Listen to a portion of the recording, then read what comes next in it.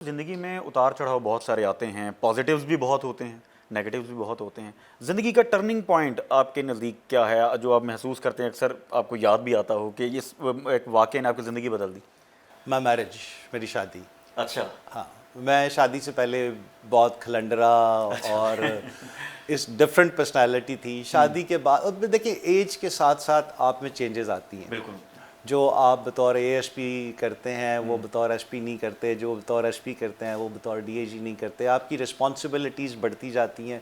लेकिन मेरी लाइफ में जो एक strong character and which change my personality all together, that is my wife. अच्छा। उनका बहुत बड़ा रोल है। और इस सर्विस में आके यकीनन आपको गालिबन 26 साल हो गए हैं।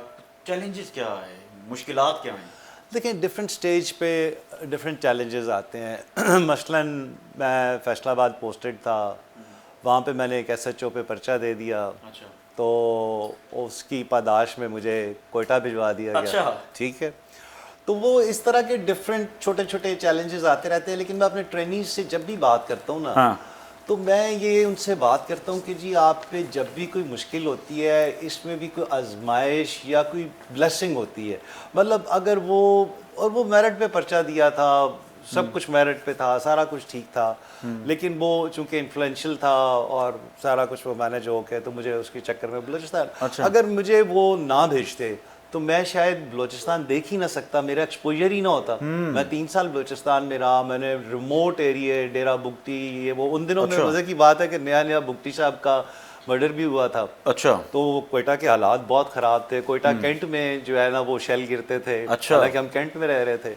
तो my wife was with me. उस वक्त बेटियाँ छोटी थीं, वो भी साथ थीं।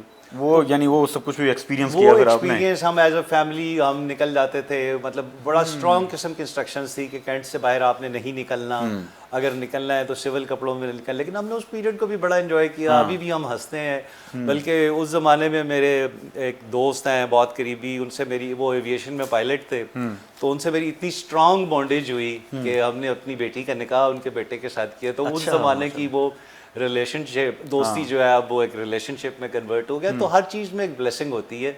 आपको ये छोटी छोटी चीज़ें, पोस्टिंग, ट्रांसफर्स। नईम बुखारी साहब बड़ी खूबसूरत बात करते हैं। मेरा उनसे बिल्कुल बाप और बेटे वाला रिश्ता है। वो कहते हैं कि दुनिया में सिर्फ एक ही दुख है, वो है औलाद का दुख, कि आपके होते हुए आपकी औलाद आपसे छिन रहे। इसके अलावा वो कहते हैं दुनिया में कोई दुख है ही नहीं। मेरी पोस्टिंग हो गई, मेरी नौकरी चली गई, मेरा ये प्रोसेस है जिंदगी ये का। मेरा कारोबार, कहते हैं कोई दुख है ही नहीं। दुख अगर है दुनिया में तो वो है कि वो औलाद का दुख है। और बात सिंपल सी, आप इस पे गौर करके देख लें कि समटाइम्स आपको कारोबार में अगर थोड़ा सा नुकसान हुआ है, साल बाद आपको इतना फायदा हो जाता है। It's part of life. और वो बेबस हो जाता है इंसान औलाद के आगे और औलाद के दुख के आगे।